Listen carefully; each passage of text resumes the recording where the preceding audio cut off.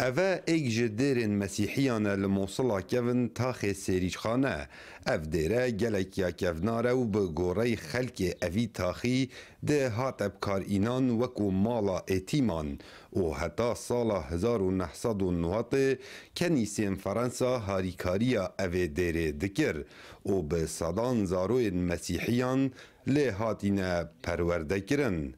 دیرا سالیمر جه آواهیه که سیقاتی پیکاتیه و کوقات ایکه لبن اردیه و دو قات لسرن و زیدتری صد جوران بخوودگیریتن و جهن تایبت بو پرتوکان لیهنه و جه فیلکرنا موزیک و جه خواندنا وانان و زیدباری هولا عبادتی. ابراهیم ایک جه اوان کسایه کو مالاوی نزیکی اوه دیره بو زوربی دمن زاروکی نیا خواه دگل زاروین مسیحیان بوراندیه دناوا اوه دیره دا لوما ابراهیم گلک داغبار بو دم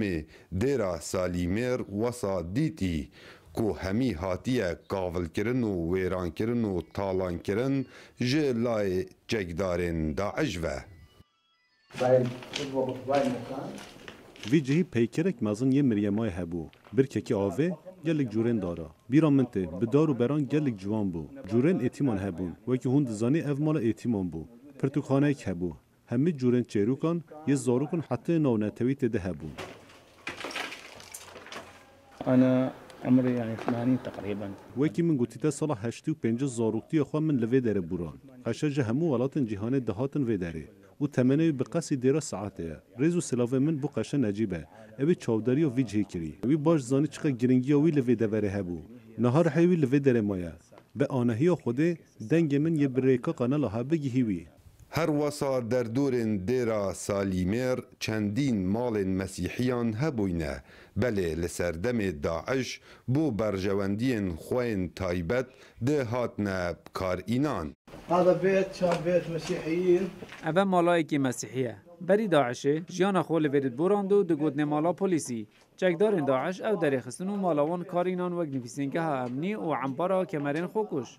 اوه جی کمرین وانه نگشنه تمام کن اوه نویسینگه ها امنی بو اوه جی جورا برپرسه وان بو مال مسیحی همی کربونه بارگا و جهن کم کرنا چکی مسیحی جناف برنو لویر در کربون داکو مال و حال نوان بخوبه بند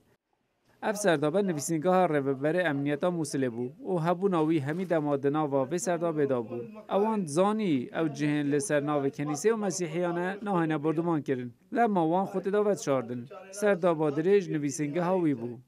نبتن کنیسه و دیرن مسیحیان لموصلا کون جبال چکدارن داعش و هات نبکار اینان. زوربی خانین مسیحیان جی بوه مبسته هات نبکار اینان.